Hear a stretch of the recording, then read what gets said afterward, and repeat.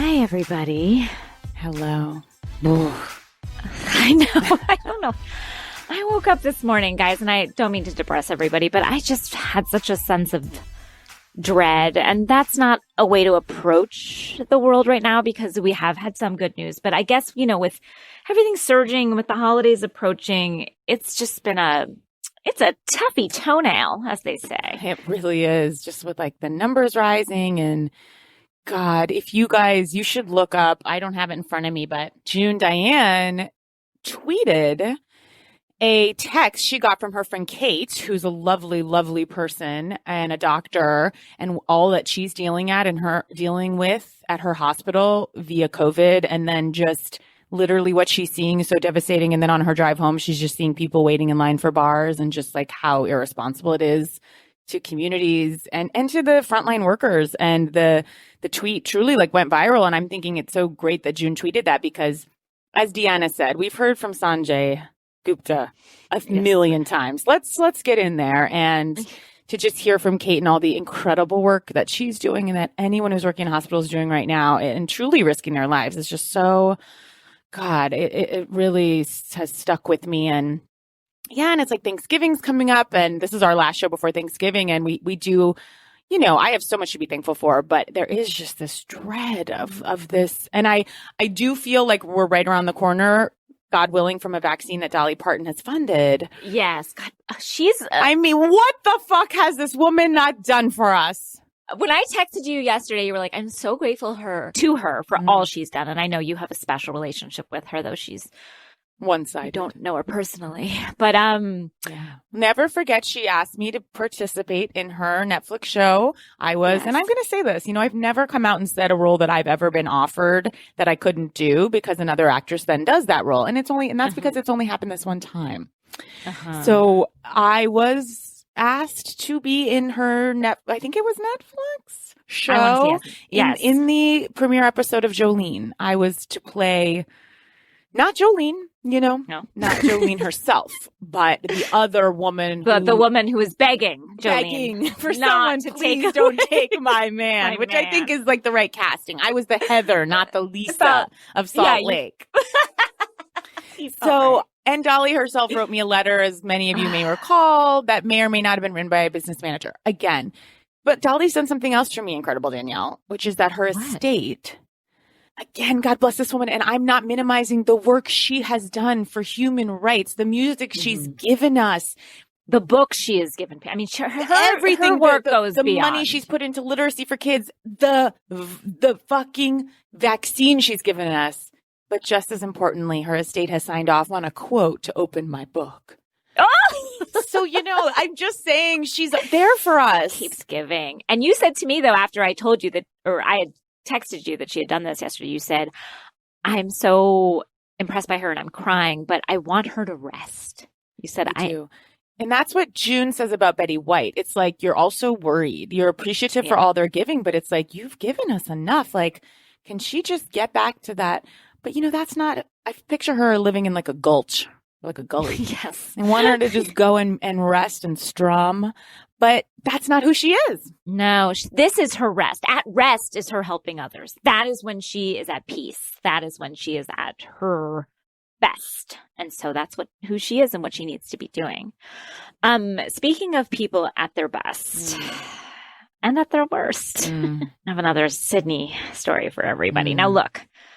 If everybody's sick of my kid stories, I'm sorry. Like, that's all I got. But here's the thing. Your kid stories aren't like, and then my kid said like, hey, mama, like something that they think is like so funny about their kid that's like so universal. Sydney is a character on this podcast, and she is one of note.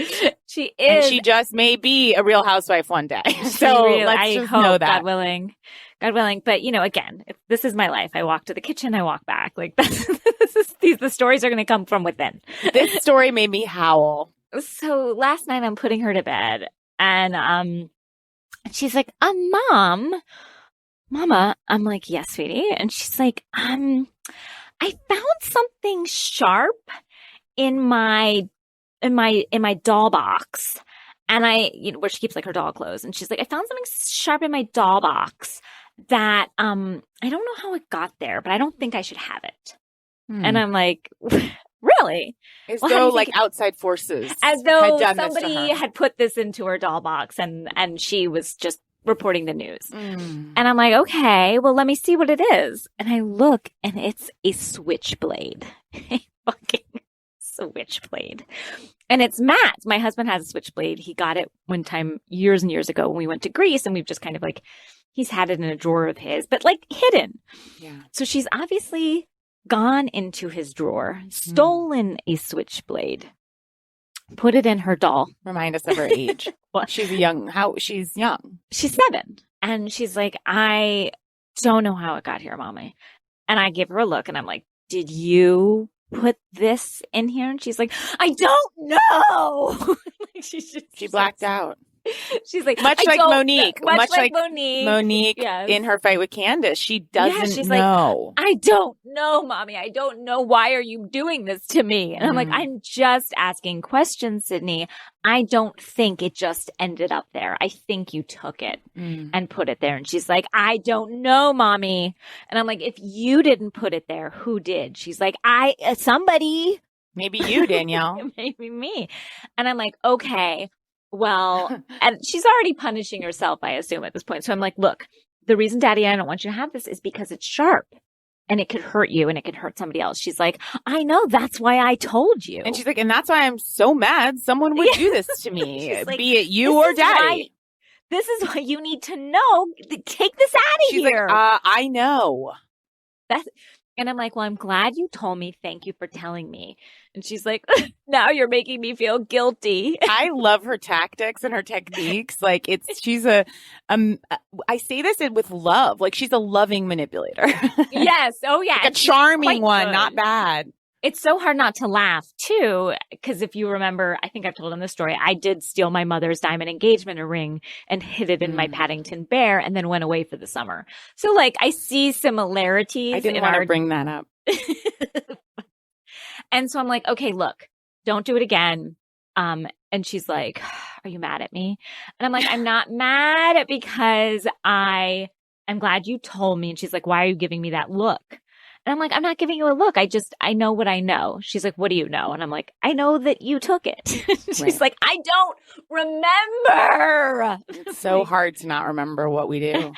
And then so I'm like, okay. And she starts crying again. So it's like her guilt is eating her. And I'm happy for this because it means she's not a sociopath. Right. And then so I took it and I hid it. And then she wakes up this morning and she's like, I think you should tell Daddy about that thing in my doll clothes and, just tell him. I'm like, She's okay. Like, tell him. She's like, tell him. And I'm like, so we don't know. She's like, but I don't know how it got there. So that's the story we're going with. Is that she doesn't know. No. And then she told Matt and she's like, so it's there and I don't know how it appeared. Maybe she'll figure it out. Yeah. Or like something will jog her memory. Mm-hmm. So my daughter has had a knife, a switchblade, and somebody put it there. A ghost. As if we aren't battling enough right now. I know. We just can't seem to put our finger on how it happened. Well, I'm battling my own feelings towards a family member right now, which is, I'll briefly tell you, but I am in a huge fight with my husband. And honestly, his penance and his punishment is that I'm telling everyone what happened. We are like texting back and forth furiously. And I keep saying, I'm not going to make you feel bad about what happened because I know, again, like similarly, like your guilt should make you feel bad. But then I'm like, is this guilt really making him? So I keep kind of going back. But basically, my son at his school was personality of the week, which is like a huge, instead of birthdays, this is like their big day, He's personality of the year, if you ask me. Oh, God bless. But like, this was his day. We had to send photos. Of course, I couldn't even find out how to send the photos to the teacher. But these teachers are doing the fucking Lord's work. They are heroes. And I want to make their lives so easy. So I get them all the photos. It's back and forth. And I'm shooting a show tomorrow and I can't be there. And I beg them to do it today. And I just can't tell you how personality of the week has taken over our lives, And so Dave and I aren't going to, we can't even be on the Zoom with Max. So we're doing it from our cars because we're both at work and we're zooming into the class Zoom. And so it's already like cockamamie to be like pulled over, whatever, He's gotten items. He's showing everyone. It's a whole thing. We've rehearsed his speech. And then the children, one by one, say something that they love about Max to quote unquote fill his bucket, to fill his love bucket. Oh, yes, to fill the bucket. Fill the bucket bucket. fillers. Yeah, bucket fillers. Mhm. And so it's 8:35 and we all know the time. I have it written on my hand. I hope you'll see P of the week. 5 exclamation points, 8:35. And I do just resent, and I'm not saying this is all men and women, and even in like, you know, same-sex households, I'm sure there's just one person that carries this mental load. And it's like, I have to also be updating my husband like 2 minutes before. I'm like, we're 2 minutes out, 1 minute, we're 1 minute out. Like, why the fuck do I have to do that? I've already sent in the photos. So we get there, there's Max, smiling broad, ready for us. And the teacher's like, we're going to start the slideshow. And then I have to pipe in and go, you know, I'm looking around the gallery. I'm not seeing my husband. And I start texting coworkers. But then I'm like, he's been in a car accident, you know, so now I'm scared. And then his beloved coworker, Jackie, my friend, I write her, I'm like, Jackie, is David okay? Like, did he appear on set today? And she sends me a photo of him in his PPE gear, having a laugh with the crew outside. As we spoke, she's like, he's great. If anything, like, he's really great. I go, Jackie, you fucking march over there and tell him to get on the Zoom. And he shows up. I've never seen like a cat that he was kind of like Sydney. It was like, nobody told me. I don't know. Yeah, he's like, hey guys. Now he's already missed half and he's like, hey, everybody. And the tone was all off. Like, it was just so crazy. And I'm just like, and I told the teachers, I am going to MURDER him when we're done. And I know none of those kids can spell. Anyway, Danielle, it's just. So you're thinking now the punishment of guilt is the only thing. Well, I've also punished him severely. And I said, he goes, was Max really sad? And had they already gotten through a lot of it? And I wrote yes to both. Yes to both. He's going to have to live with that. Right before the podcast, I just said, I love you. What's done is done. So you stroked his head and then shoved a knife. Shoved the switchblade that Sydney stole. Maybe he hid the switchblade. Oh, hey. Now that's another thing. I'm going to text him and make him feel bad for that too. You know, look, these are just the small things going on in our lives because we can't, there's nothing else, you know, right now. There's nothing else. Guys. My daughter is taken to hoarding knives and your husband is taken to hoarding his love for his son. Exactly. And it's just not great in these times to see your son going, can we wait for daddy? Is daddy? And then he goes, is daddy in the waiting room? It was tough. I go, no, daddy's not. And then I go, Lily, could you disable the waiting room in case my husband comes in? Anyway, I know, you know, these aren't the tragedies, but oh well. But they're still tough. They're just so tragedies tough. of the heart.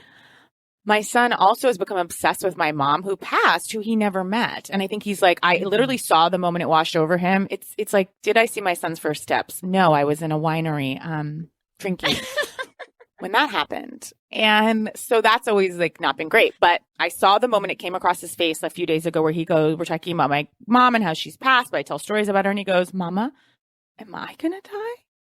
And I was like, yeah. But then he started becoming so obsessed with my mom that he goes up to her picture and starts crying and screaming. And we have to like wrench him from it. And every night he opens up the shades. He's like, I'm saying goodbye to Grandma Kathy. And David's like, she's in heaven. And I'm like, I know you're Jewish, but you're really latching on to some Christian things that pacify. We're both like, she's in heaven. And he's like, can I call her? And then he just obsessed. You know, he's sensitive. He ruminates. And it's during school. I said, well, what did you do today? And he goes, well, we're doing like a feeling section and I had to draw a picture of something that made me sad. And I'm like, what did you draw? He goes, I drew a picture of me on earth, all alone, staring up into the heavens, searching for Grandma Kathy. Jesus! I go, did you find her? Let me know. Well, didn't they meet? They met in the in-between. That's what I mean. Yeah, a baby psychic told me that. So but again, the baby psychic said they weren't that close. Maybe your mom's been standoffish with him. Well, like, or maybe now they're getting close. Like, relationships shift, you know? Yeah. There's twists and turns. Twists and turns, and now the ebbs and flows to every relationship. Speaking of ebbs and flows to a relationship, someone's got a new one, and that's Teresa Giudice. Yes, she's. Oh wait, I mean, is it new though? But it's a full-time boyfriend, and I'll say he's older than I thought he would be, and he's definitely got that punched in the face look. She likes that in a man, though. She likes like someone who looks like they've been beat up by life and that they might beat you up next. Yeah, like she's not saying that'll happen, just the look. Yeah, I'm just I mean, look at Joe Giudice. Mm-hmm. He was a real ham-fisted man. With a ham face. Ham fist and ham face. Oh, Danielle. You know what? Before we take a break and bring out our guest, a comedian, this is a real big one. And I'm just going to leave you with this before we go to break. Just a quick plug for our dear friend Kulap Vilaysek's new podcast with Such and Pak. I mean, what a fucking firework duo. The two of them, both of them, not only just two of the smartest, coolest women around, but also I want to see the most beautiful. And I know I say a lot of, I'm very into women's looks, but these two are hot. I am so into it, and I'd like to see something happen between them. Okay, so I'm just going to say what it's about really quick. It's called Add to Cart, and it's just about everything we buy and buy into and what it says about who we are. Now, Kulap, there is no one that loves to spice up life and celebrate more than Kulap, and that includes throwing some things in an Amazon cart. Kulap already has her tree up and her lights because she says she, quote, loves to live a celebratory life, and it got me to put up my Christmas lights. What else do we have? Who's it hurting? Now, I'm sorry to scream, but they just get into everything we buy, what we need from every single, and why we get these things. And it's so funny and great. So it's called Add to Cart. Check it out. And it's on right now. So go into your favorite pod catcher, as they say. And it's Lemonada Media. So shall we take a break and we'll come back with our wonderful guest. And we're going to get right into Salt Lake City Part 2. Ooh. And Potomac.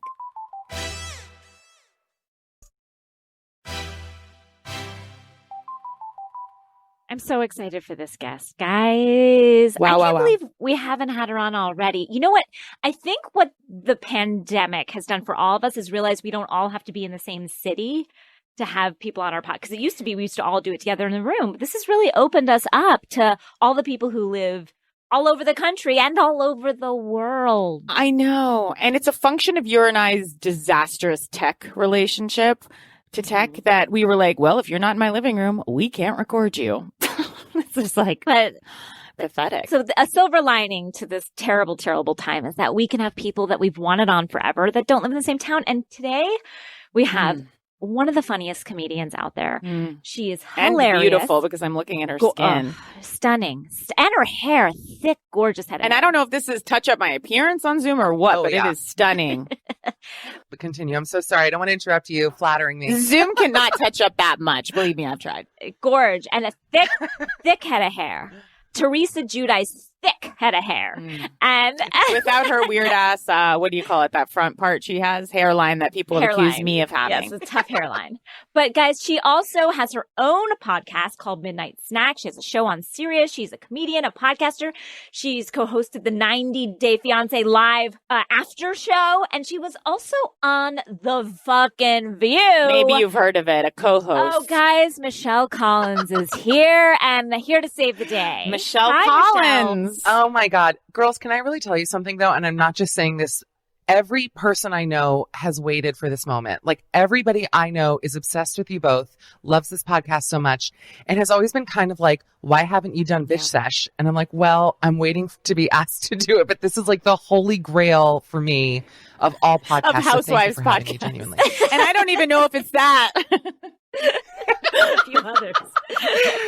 No, genuinely, people are obsessed with you. You know that already, but thank you. You both look gorgeous too. This is tough. please. But people are obsessed with you. And Yeah. finally, these meeting of the minds. Like I said, this pandemic has really opened us up to people that live outside of Los Angeles. I love it. Can I know. ask you right off the bat about The View? And I'm sorry to do it. It's just, I read that View book in about 30 seconds, standing in a Me hot too. tub. And it was just so wonderful. Can you tell me anything about it? I mean, what do you want to know? Listen, my thing with The View is it was a fever dream.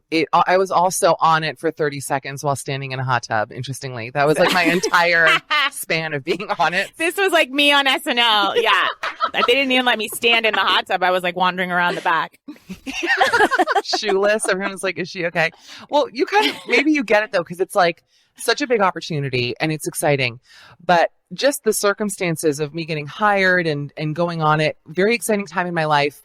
But like most TV things, it got effed up. Let's be honest. I mean, there's a million reasons. I'm saving it for my book. Well, The View has a beautiful track record. Oh, yeah. The View has such a beautiful track record for keeping kindness. wonderful hosts. Of chewing people up, spitting them out, and leaving them for dead talent, on the side of the real road. talent. And you know what? What I appreciate about The View is that you know it going in. Like, they're not sugarcoating. No, truly. I had a rent controlled apartment in West Hollywood, but I was dying to come back to New York. So when I was moving there, Whoopi was like, "Oh, where do you live in LA?" And I was like, "Oh, it's this, really nice rent controlled apartment in WeHo." And she goes, "What are you doing with the place?" I said, "Well, I'm getting rid of it. I'm coming back." My joke is I came back to New York in like the Coming to America limos because I was spending so much money. I was like, I'm on network TV. This is the moment. Got such an expensive apartment. And Whoopi from the get-go was like, "You shouldn't get rid of your LA apartment." She was like, you shouldn't do that. And I was like, "But Whoopi, whatever do you mean? Like, I'm done with that town. Like, I am back where I thrive and belong." And I think back, I'm so glad I got rid of it. You're like, if I can make it there. Like, and you still, she's like, also keep babysitting. Yeah. That's hilarious. Yeah. But it was fun. I mean, what are you going to do? Yeah. What are you going to do? Did you get along with Whoopi and the gals? Whoopi was my North Star on that show. Oh, I love her. I'm so happy. I love her so much. I would hate so much if I had any bad blood with Whoopi because she was so good to me and like really funny and loving. And I like love her whole family.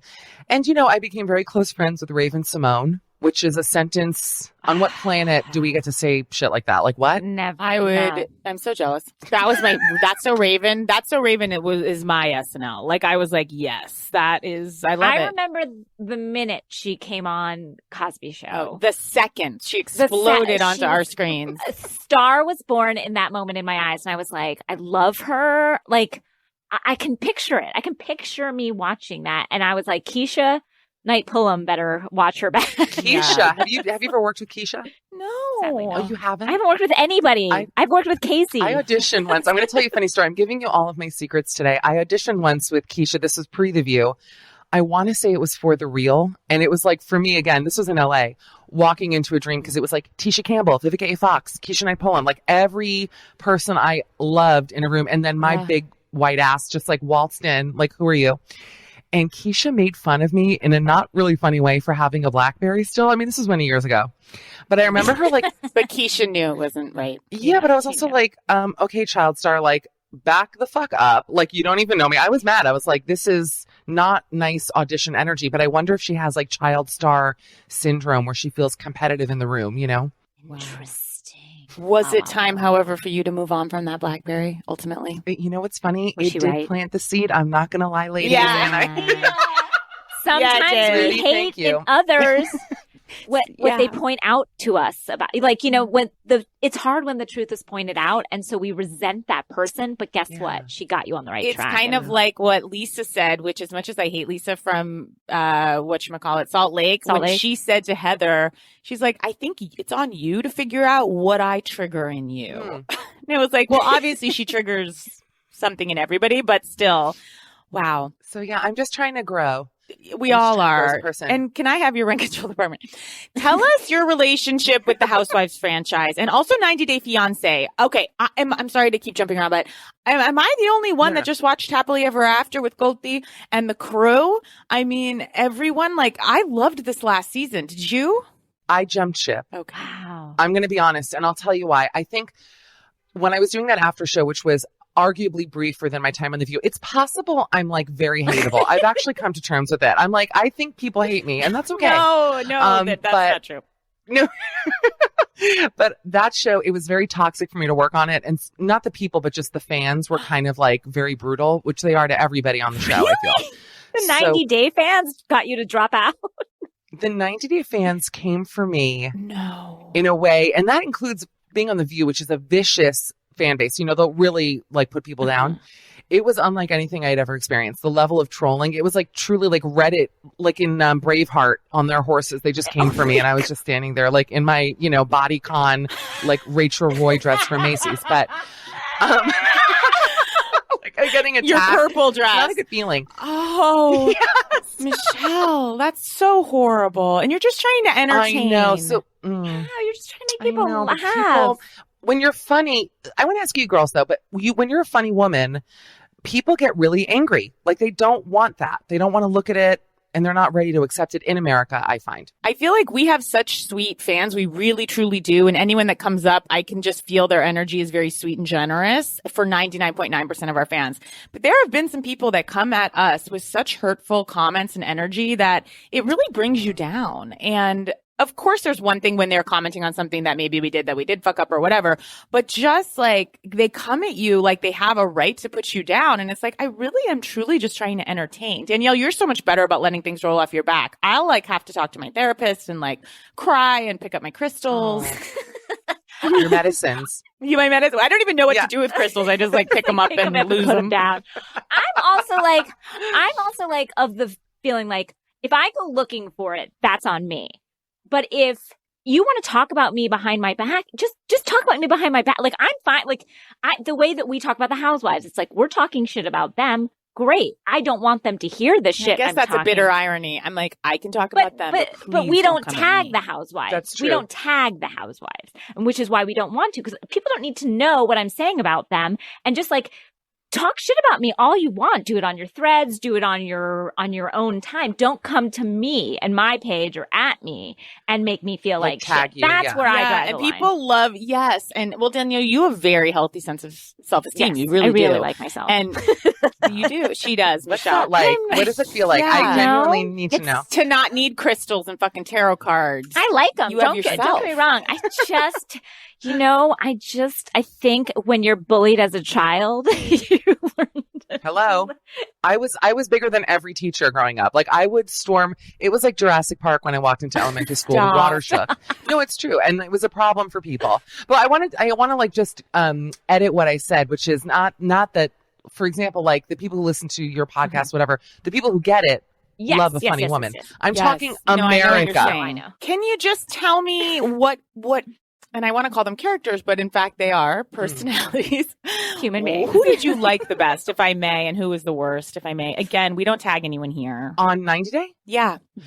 Ooh, as a character, that's a tough one, actually. Who did I like the best? I'll tell you who I couldn't stand. I was done with Angela.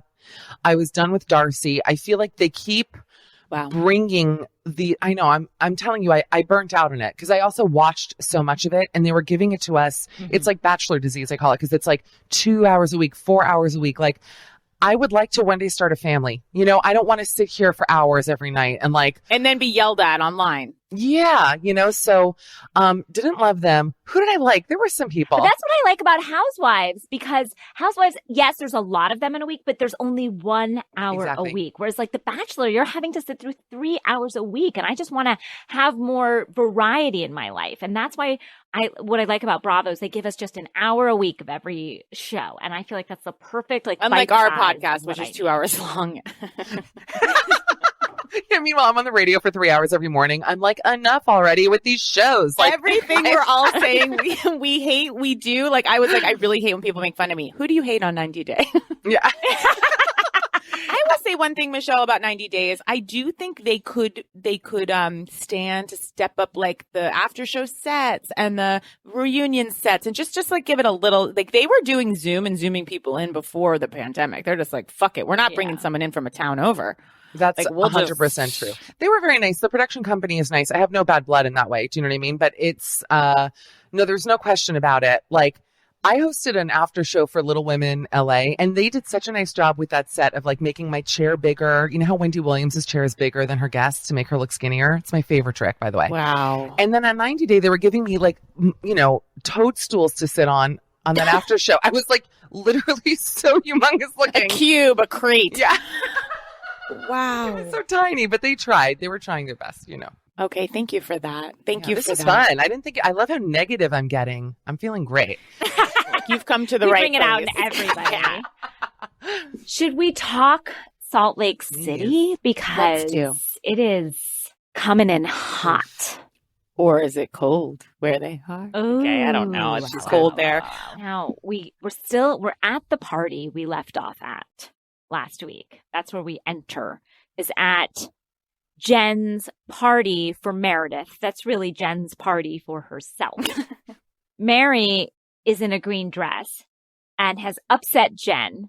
And one of my favorite things is that Jen says like, oh, Mary, she looks like so terrible in her dress. I forget what she calls her. Oh no, she goes, she in her stupid Christmas tree dress. And then what's her name? The blonde one. Heather. Sorry, I will get their names, everybody. And then Heather says, no, she doesn't look like a Christmas tree. She looks like a loofah baby. Like, that's how she corrects her, which I appreciated. Just like, no, not that insult, this insult. These women are gifts just unfolding in front of our eyes. And I can't get over how lucky we are. Like, you know, it kind of going back to the 90-day thing where I was getting burnt out a little bit, like after Beverly Hills and after even New York. I was like, okay, I'm waiting. I want there to be a storyline that doesn't involve like someone just being an alcoholic. Like I'd like it to break free a bit from that. And I mean, Bravo has done us a real solid. I have to say, like, I didn't think we'd get it this good. I'm in shock. Although, look, I do think Meredith's husband Seth is circling that drain, but we'll get there. Wait, okay, save it for later. I have questions about that. Yeah, right. just that dinner was pretty tough. It was a shock. That dinner. Surprise. I think Meredith is so beautiful. I just can't stop staring at her. And she's so has qualities I don't have where she can like have a poker face. Someone will be like, did you like the party? She's like, I liked it. It was fun. Just no smile, nothing. And I just respect it. And when she sat down to that strange dinner with Seth, who just seemed like 27 drinks in, sweaty, bloodshot eyes, I'm like, he wants to be with her, right? And is she cheating? I think she's having, from what I can tell, I was shocked that they're already separated. Like to season 2, for him to open up with this line, really like the second line we've heard out of his mouth is, how many people have you told that we are separated? I was like, whoa, like that hit me like a ton of bricks. And then I did write some dialogue that really made me laugh. He's like, who have you told that we're separated? And the waitress goes, pardon me, I have the impossible dream with the pineapple reposado.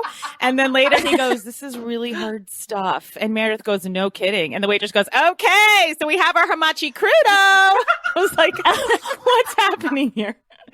The camera kept focusing on the waitress too. She had like a blonde ponytail. She kept backing up. Like she never walked forward. She only walks backwards. Hey guys.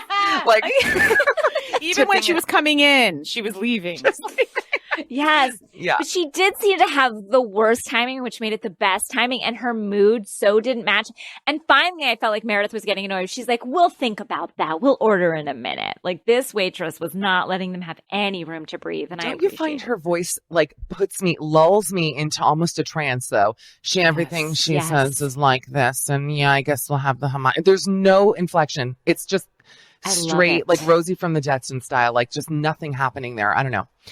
Nothing. I feel comfortable with her. I feel at ease. Yeah. I feel safe in her arms. She's like a waspy Jew. I say this as a Jewish person. Yes. A wasp Jew. And I say this as a wasp. Yes. Ugh, I feel and so also, close to you. I will say, I'm actually not a wasp. I'm like a Midwest, like just hanging out there with nothing to define me. And I love the Midwest. But I'll say like, here's the dynamic duo I find unexpected, but that I'm very excited about. The star-crossed lovers that are Meredith and M Cosby. They seem to be having a really budding friendship that I think is going to, ruffle some feathers. I didn't see it coming in that we haven't seen them have much interaction before. And then we see it sort of like in the previews from next week of like that budding friendship, because I thought the friendship that was on solid ground was Mary and the little blonde with the little voice, Whitney. She's cute little Whitney. It did tweak me how many times she said the word swingers. Swinger. She's going to say we're swingers, and I'm not going to say swinger. She grates, but I also have a soft spot. I have a soft spot for her. She doesn't get on my nerves. Okay, I like that. I feel really bad about what she's going through, and I will say I had tears in my eyes when her dad came over. Oh my God, her dad. Do you know what I called her dad? Because I also took notes. I said he was the lead singer of the Goo Goo Dads.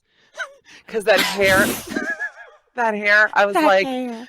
And I don't want the world to see me. I'm like, I love your music, dude. Like, I think he does want the world to see and he him in so many different ways. That's right. And 63, by the way, looked good, I will say. Shocked.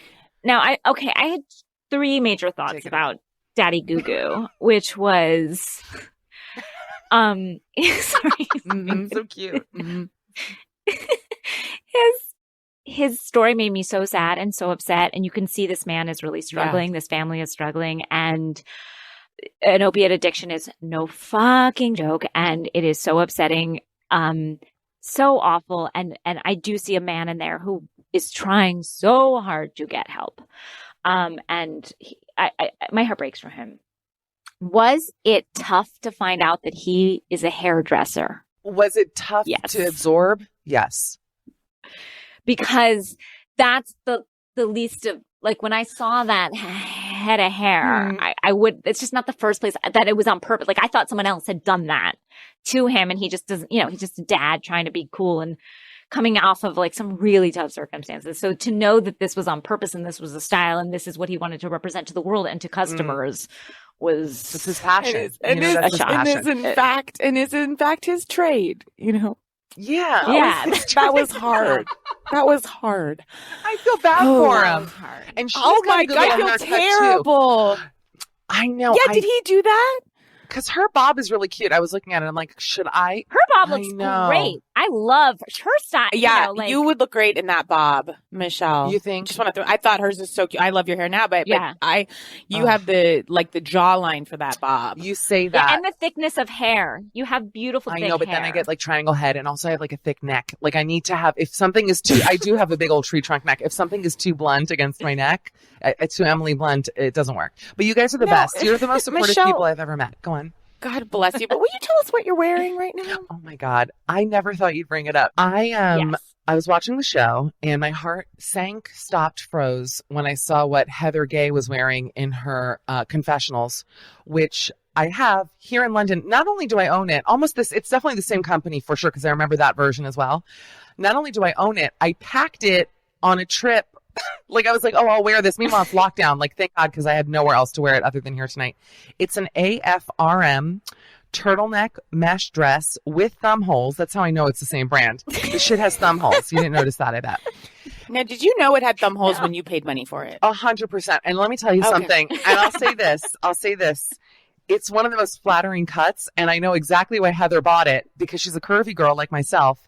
And this mesh, it does things to a curvy body. It's really nice. You look gorgeous. You really do. Is the pattern my favorite in terms of just the what do you call it? The design. The fucking cut and the way it makes you look is incredible. I'm not going to lie to you. I have to actually completely agree. Not a fan of the tie-dye. One of the reasons I have it also in leopard upstairs, but this is closer to the one she was wearing. But they had it at Nordstrom in black, and I've been dreaming of it just in fucking black, and I just ordered it, but it came like a day after I left. Do you think, and this asking for this girl who doesn't spend a lot, do you think it'll be at the Rack? Interestingly, I bought this at the Rack, Danielle, so I can't even believe you're $34.97. It's a size too small, but the shit stretches. And I have to tell you. You look gorgeous, and you don't often see tie-dye with mesh, but I'll say this, like, it works. People are like vomiting as you say it. Yeah. No, you look wonderful. I'm totally joking you because you really look great, and I'm interested in that in black myself. And stunning. Now, speaking of Heather Gay's fashion. Go on.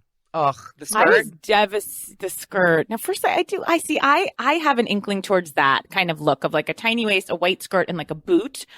I can't wear anything but like a sad mom, like what do you call this? Country. What is this color? Khaki like green jumpsuit. Khaki twill. Yeah. yeah. But Heather Gay, when she said one of the more devastating lines I've heard on Housewives, where she's trying to get her snow boots, rent them, and she's in this little like very normal ski shop, and she keeps being like, "Isn't this place great?" She's like, "Oh, isn't Ryan great?" The salesman, I'm like, "Yeah, it's a ski shop." And then she says, I don't want those boots. Don't give me those boots. People on the mountain will see that I'm 40 if they see those boots. Also, she's not 40. No offense. I don't know what age she said, but like. But it's hard to know what age these ladies are in any of the cities. But I never thought of a snow boot as giving you away. That's true. Giving your age away. No, I mean, the fact that you're on the mountain to me says you're healthy enough and in good body. Yeah. So you should be young. Yep. I don't know how to ski. Like, do you guys ski or snowboard? I'm a Miami big girl. I've never done it.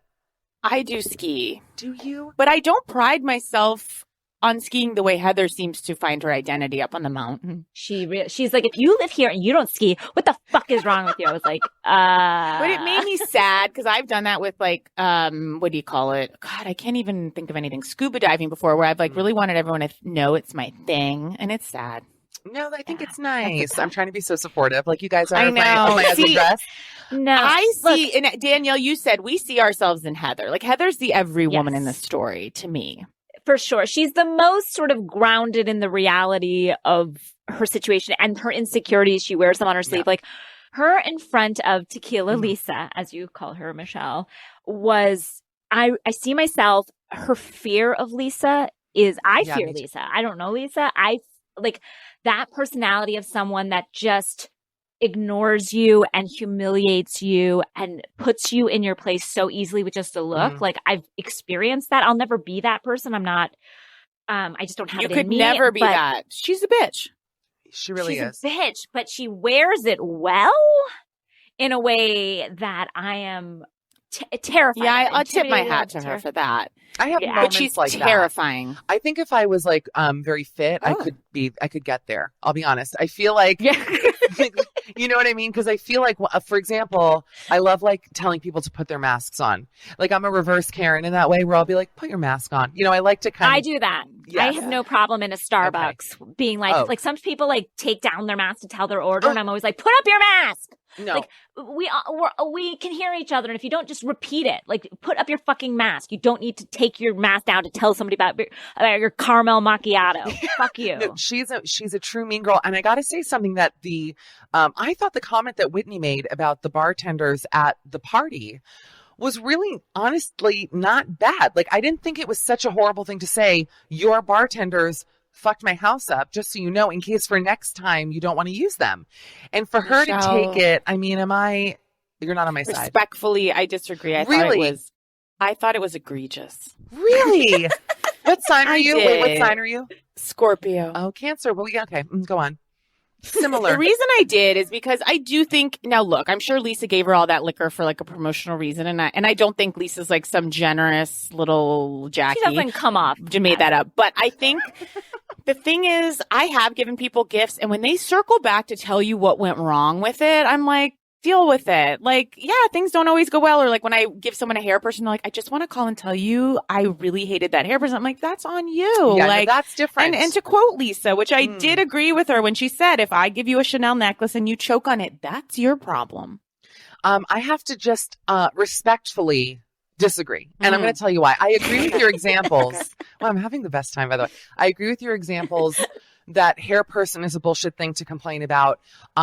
Gift, you don't ever complain. To me, this was like a staffing comment. It was not your gift wasn't good. It's that these guys who I assume she paid, Lisa paid to go to her party, acted in a way that was unprofessional. They stole whiskey from my husband or whatever it was. Who knows? All do. Whitney was on the pole. Like, okay, go on. No, but I mean, fair. But I just feel like it was not such a big deal. She wasn't putting the tequila down. I don't know. It didn't like trigger me in the way that it triggered Lisa went. I mean, I just think there's another way to do it. There's another way to do it. She was like, just so you know, like the people you brought, like, wow. It was almost like judging her. I think she could have been I'm going to be a tiebreaker here. Okay. Oh, I know I'm losing. Okay, go. You're good. Yeah, you're going to lose, Michelle. I felt it. I knew the second you said it. I was like, I'm through. And Casey and I disagree all the time, so this isn't like a podcast. We disagree on many things. Okay. But and I love you, and I love your hair, and I love this whole look we've got going. Thank you. But if I agree, it's like it's not her fault that those like bartenders fucked up. Like she was giving her a gift, and she gave her a support staff, which she didn't have to do, for free. Now, if Whitney had paid for those bartenders, absolutely. Yes. But when someone gives you a gift, you take that to the grave. Really? Yes. You take it to the grave. Came into your celebrity home. Who? Well, that's a stretch. Are you talking Whitney or me? Both a stretch. Yeah. Well, no, I'm talking your house. Come into your celebrity home and fuck your house up, and you notice that some special bottle of wine was had or whatever, you'd be like, well, I'm going to say so. I don't know. I would say I agree that, well, Whitney is like maybe not the brightest girl either, but I just feel like. But what can Lisa do about it now? No, I'm saying for the future, like, I felt like it was a helpful She thing. wasn't like, saying it next helped. time My you- thing is like Lisa will see in the future and discover that herself. Also, it Like, wasn't it helpful. was a gift. The way to do it. It Wasn't wasn't helpful. helpful. All The right. way that she said it. I would have said, look, oh my God, thank you so much. Just an FYI. I cannot thank you those enough. guys, if Yeah, I were fair. you, I might not hire them again. I love them and thank you. Yeah, I wouldn't even say Okay, that. I okay. go, thank you, thank you, thank you. You guys, now I feel like a bad person. I'm the best, most No. generous, No, I loveliest. believe it. I buy gifts for people who never repay the favor. I'm a lovely person. And I don't believe keep it, tabs. Michelle. I love it, Michelle, and I All believe right. it. I want to say one thing my husband said about Lisa, and he says this a lot of times about very, very beautiful women that are nasty to people. And he's like, Lisa was born on third, and she thought she hit a triple. It's like nothing. You didn't earn any of this, sweetie. And you're just being a bitch based on that you think you're something, but you're not. Like, you're not better than Heather. That's true. At first, I didn't understand what you said because I didn't I get was your thinking about analogy. the sports reference. Yeah, I was like, yeah. It's like Donald Trump. Donald Trump was born on third and he thought he got himself there. It's like, that's generational wealth. That's your dad. You know, like you didn't get yourself there. You had that leg Yeah. up. I got not you. everybody can be born with That's their it. father giving them like an Applebee's as a gift. Not everybody has Howard Hughes as their benefactor, but I guess Heather Heather does. does. Oh my God. One of my favorite moments was, of course, from the goddess Mary, or God Mary, when she Miriam, when she was explaining to us her wedgie situation. I really got a kick out of her. Like going into detail about her wedgie was a true gift. In snow pants. She's right. She's like, if you have a wedgie, you can't get to it. No, in it's snow over. pants. Yeah, Did and I you love. guys delve into her church at all on the podcast? Did you do the deep dive on the faith We did. church? Yeah. You did. Okay, good. We did. We've heard that it's. And I think next week we're going to really see when the unlikely parishioners of Whitney and her father and Meredith attend. It's a great podcast name, Unlikely Parishioners. I'm in. Yeah. Subscribe. Guys, I may like Mary. I don't know may how else love to say Mary. it. I don't know Yeah. how else to say Oh it. my God, You guys, we're but- different. Yeah, I don't like her, but I did find some of her pipe-ins at dinner to be fun in her look. She was like, uh-oh. Ooh. Oh, I love it when she'd be Ew. like, oh, like I always go to her. Her takes are beautiful. Yes. But one thing that made me nervous is like Whitney's dad is at rock bottom. You know, he's Yeah. hit the bottom and if he gets sucked into Mary's cult, like how are we supposed to survive that? Like I can't watch that. And by the way, progress. that's exactly who they go after. Like they I go after know. people who just need help, need solutions. I mean, honestly, put a beret on him. Couldn't hurt. You know, at that point, like it can't Yeah. make it worse, I feel. Yeah. I can't picture him like speaking in tongues for some reason. Why is that? Because that's like a big part of the Pentecostal churches, I'm sure you know. So I don't know how that's going to work. I feel like if I was there for 1 minute, I'd be speaking in tongues. Like I do You, feel yes. Mary. Yeah, I feel Mary is going to be an enthusiastic.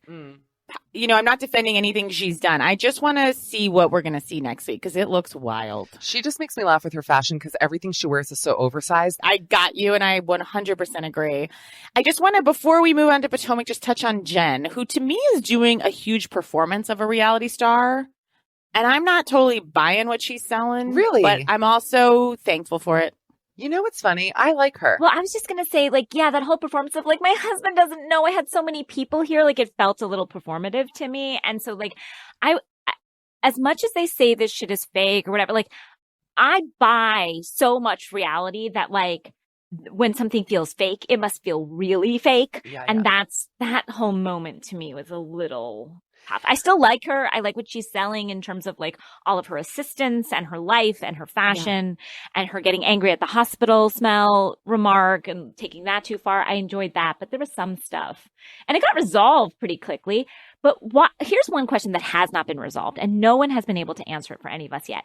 Why did Mary have all her odor glands removed? Oh, by the way, beelining to the doc once lockdown is over. Remove my odor glands. Like, are we? Yeah. I didn't even know you could do that. And I hope it doesn't take 12 surgeries. I would think reek she of got hospital. a complete. Go on. Yes, I want to. I think she got a complete and utter reconstruction for her face, and I think it's sad. Is that That's why the she's rumor on the smaller? street. Wait, I just realized is that why she's a little too little? Because she got all like the odor glands puffed her up a little bit. I don't know.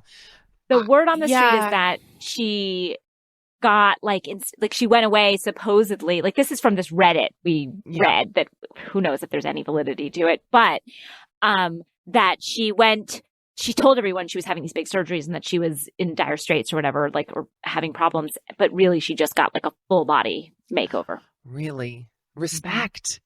So are we going to meet Mary M's son? Oh. I'd like to know what the sire of Grandpa and granddaughter.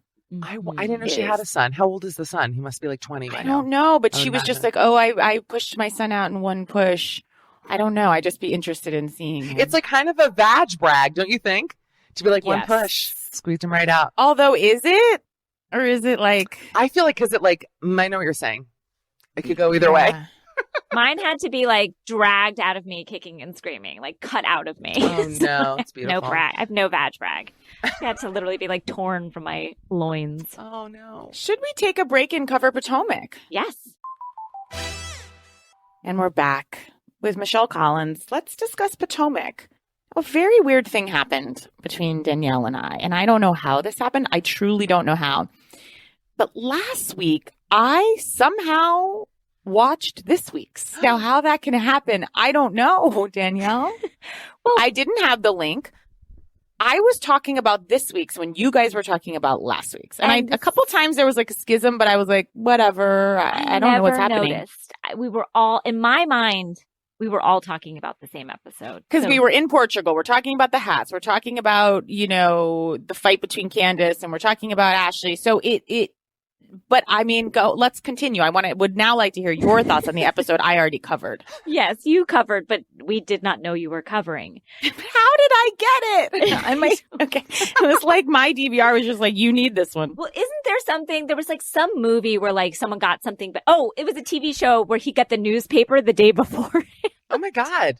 Do you guys remember? It was called like, it starred Coach Taylor before he was Coach Taylor on Friday Night Lights. Kyle. And he would get, Kyle, whatever his name is. And he would get the newspaper the day before. So he would know the headlines for the next day. So he would like try and stop something from happening. That's you. That's you. And I tried to stop nothing. If anything, I was like, keep this going, please. I have to say Potomac for me is my favorite of all the ladies. And Salt Lake City is just too new for me to like hand it the crown right now. But of all the cities, they're the women that I most connect with. I respect the most. I think they're so smart, beautiful, funny, fashion questionable, but still, I just really love the energy of these ladies. And I just wanted to say that at the top, that I'm a huge fan of the season. No, I totally agree. And one thing I really appreciate about Potomac is that the women, a lot of them are coming in with real friendships. Yes. Which I do think like we miss sometimes. I don't know. I like the nuances and what's going on, and the history between Giselle and Karen is always this like current running under it. But there's also a true love and a true friendship between Robyn and Giselle, which we have, I don't know that we've ever seen as true a friendship on any of these series. Like where like even Ramona and Sonia. But even then, like they're both sociopath. Well, like Ramona is a sociopath, not Sonia, but Ramona's a sociopath. So even though it's a real friendship, it's still like there's just an undercurrent of like, I don't know what's ever going to happen there.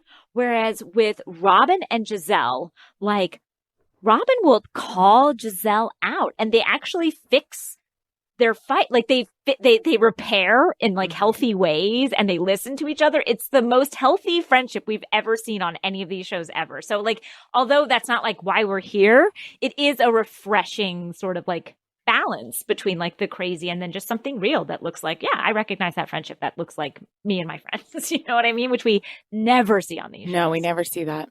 And I've also done a 180 on Wendy. Like when the season started, I was not a big Wendy person, and now I love Wendy, which I really am. I'm proud of myself for that, for the growth that I can see. Well, the fight that she got into with the baby, that those first couple episodes for me, like felt, if we're going to talk about fake moments, it felt so over the top for no reason that I was like, okay, she's trying to have a moment on the show. This is going to be her in, but it made no sense. So I was just like, this person is desperate for airtime. And now I feel like I like her family. I know her a little bit better. She seems to have kind of chilled out a little bit and settled in a little. Settled in. She's now like a member of the group, which I like watching. So yeah. Me too. I agree. Now, speaking of I'm so fashion, thankful. I never want to go against you. Yeah, I'm we found some common ground, and that's Yeah. Dr. Oh, thank Wendy. God. I was That's afraid Dr. Wendy. what this interview was going to turn into. I was like, are they going to agree on anything? I'm so grateful. Go on. We're like the Robyn and Giselle. No offense, Yes. Danielle. You repair. The fashions this week were a lot better. I saw some great fashions this week because Potomac isn't known for its fashions, but where we went wrong Oh, I know was what's coming. Candace and her puffy sleeve jacket dress. That was like pink. It sort of looked like an old couch, like a grandmother's couch. I see. Can I tell you something funny? Ashley had that yellow halter dress at one point that had like the blue, it looked like duct tape coming out from the arms. Yes. And I actually, because apparently I have terrible style cut to my dress. No one can see it. I actually was like, oh, what a cute dress with like a funky twist that it has like these blue, like weird things coming out. And, it was a bathing suit under. It wasn't even part of the dress. And then everybody on Instagram was like, what the fuck is this hideous? Like everybody hated it. And I was like, okay, I guess I'm blind and dumb. So there you go. You're always right. But yes. I've always thought Ashley had the best style of all of them. Yeah. Yes. And I'm right there with you. Like, Oh my God. I know I've often been wrong. Giselle continued to make some missteps, but at least they're not as glaring right now. Mm-hmm. Or we've gotten used to them. I liked that yellow, like, crop top palazzo pant with that beautiful fabric. Yeah. I actually love that look on her. She can also wear almost whatever she wants. She's so pretty. It's like, I know. And that's why I do always liken her to Kyle, which is like, they're both the kind of like breezy, casual people in a way. Like, I don't know that it would ring true to see Giselle suddenly like turned out like Erica Jane with these like orchestrated outfits. Like it's kind of what I like about Giselle. She's just kind of like, I'm comfortable sometimes. And I know comfortable is like the rudest thing you can say about someone's style. And many people have said it about me. No, I don't Like, think it's rude. you like, no, they're like, you like to be comfortable. Anthro sales section is an insult. Like if someone was like, your whole vibe is like anthro sales section, I would be like, get out of my home. Because that, my God. And by the way, I obviously fuck with that sales section, which is why I know how bad the stuff is. Because I do go to it a lot. But anyway. When you go, because I've been in that sales section many times, they that just throw very small little cupboard. Room. They basically throw it in like the back dressing area on like a rack. They don't organize it. They're just like, ugh, garbage. Covered in dust. Yeah, they're like, if you're Shakespearean times. Go on. Yes. They throw it. They're under these like, it's so messy. The clothes aren't hung up. The pillows are like hanging out. The coasters are everywhere. They're like, if you're the fucking trash that's walking in here, you're going to get trash. Yeah. You'll And still they're pay like, we're good still for going it. to charge a lot for it. But you're trash. Like a wicker elephant head. I'm like, I love this store. Like that's, I buy so much shit there. It's not even funny, but yeah. Me too. I But even the know. sales section, I'm like, this is pricey, but it's like they treat it like shit and they treat you like shit for buying it. They resent you for buying their sales stuff. Now, guys, one time I was hired as, saleswoman or person at Anthropologie, and I didn't show up my first day, unfortunately.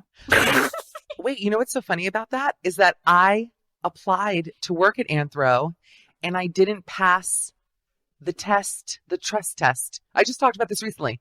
I applied at Urban Outfitters, sister store, failed the test because I was too honest. And then it's a long story because it's like if an old man steals from the register. I know people don't care to hear about this. The point is that I failed an honesty test twice. Let's go back to the Potomac, ladies. I'm so sorry. How did you fail it? I failed the test too. I tried to work at a Barnes and Noble. Oh my God. And all we had to do to get the test right is to alphabetize a bunch of books in a section. And I failed it. I did not get hired. I couldn't alphabetize the books. So that was an embarrassing moment. All of us have failed at some point. That's beautiful. I'm sorry to both of you that I got the job and didn't go. I know. You're like the people who like go on like American Idol and quit. Or like they take the spot away from someone else. Like I could have had your job, you know? Wow. I know. And I don't even remember what happened, but at that time I could never like call someone and tell them the truth. I would just like run. And I was just like, I'd rather just not show up and have them wonder for a very long time where I was and never ultimately know than like leave a voicemail overnight or anything. I'm more of the type that's like, don't get the job, but like I show up anyway. And I just like, any fearless feedback? Like what? They're like, sweetie, get the fuck out. I'm just like, are you sure? Like I've shown up at many jobs I did not get and just being like, I just wanted to make sure that like They're like, you are not going to get to look at our knobs that we sell. All they sell are those, what are they, like drawer openers at They should do a Anthropology. version of this. It's like Undercover Boss, except you go back in a bad wig after not getting hired. You're like the opposite of the boss. You're like the person, undercover reject. And Undercover you roll in. sad. And you really see who did make it. I Yeah. remember they said on the application, they were like, last question. They were really serious. They're like, what magazine do you think really aligns with our brand? I was like, I was too young to know anything about fashion. I go, People magazine? She's like, Vogue. I was like, Oh, that was an anthro. They thought Vogue aligned with their brand. I know. I I was would have like, said Nat guys. Geo, like Horse and Hound.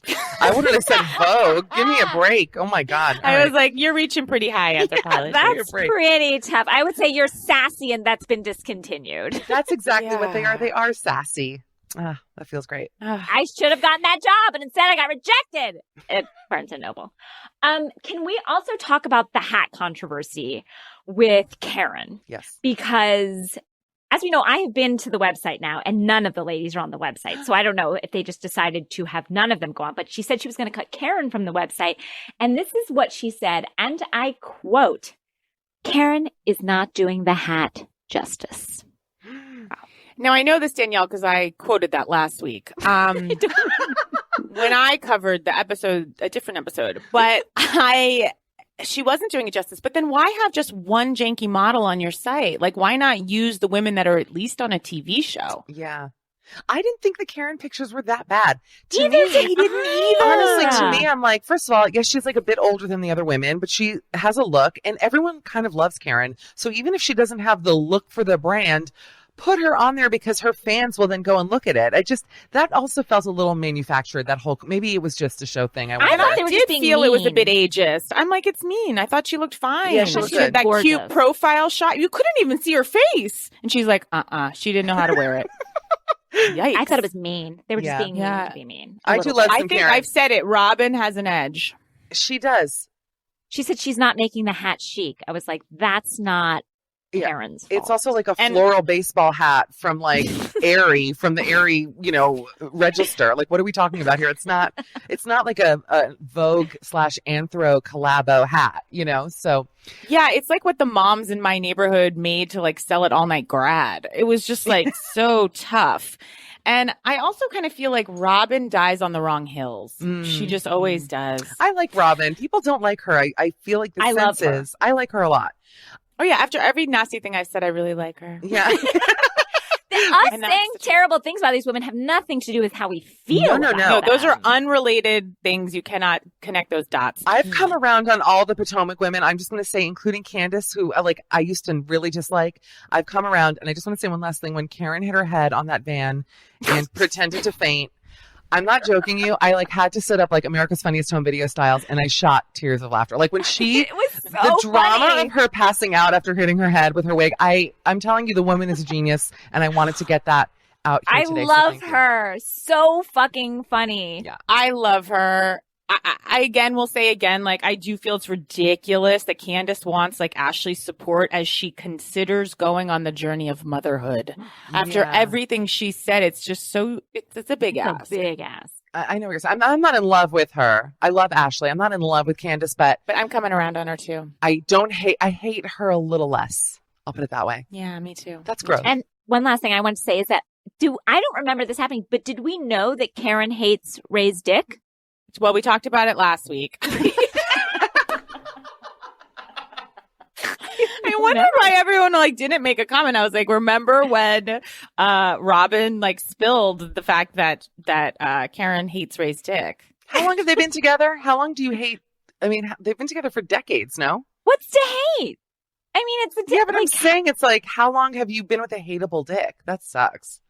What makes it hateable? We need to ask Karen. I don't know. Is it unlikable or hateable? Yeah. is it? Right? Is it like Who wore Candace it better? or Whose dick wore Robin? it better? Yeah. I've been told before on screen I can come off as unlikable. Is Really? it the me of dicks, or is it like I hate? Like, where are we in the unlikable of? Well, honestly, if it's the Unlikability. you of dicks, I kind of get it. No, I'm joking. Yeah, it's the me of dicks. Me too. I'm Me too. kidding. Maybe it's a short little mushroomy one. We'll never know, I guess. But girl never can dream, know. I guess. Yeah. Michelle Collins, you've been a joy. Oh. This was so much fun. You were so great. And I'm sorry that we had some disagreements, but I ultimately think they're respectful. I agree with you. And I just wanted to thank you guys so much for having me.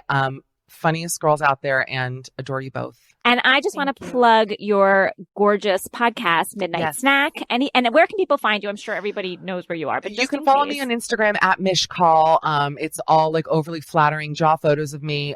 You can listen to the podcast at Midnight Snack. Girls, would you come on the podcast? Could that be arranged? Of course. I would love to. Absolutely. I would really love to have you guys on. So we'll talk about that. Contact my assistant, Kim. Yeah, we never talk again. I'm like, that's so nice. Thank you guys so much. No, but thank you for having me. Really, it was so much fun. Thank you, Michelle.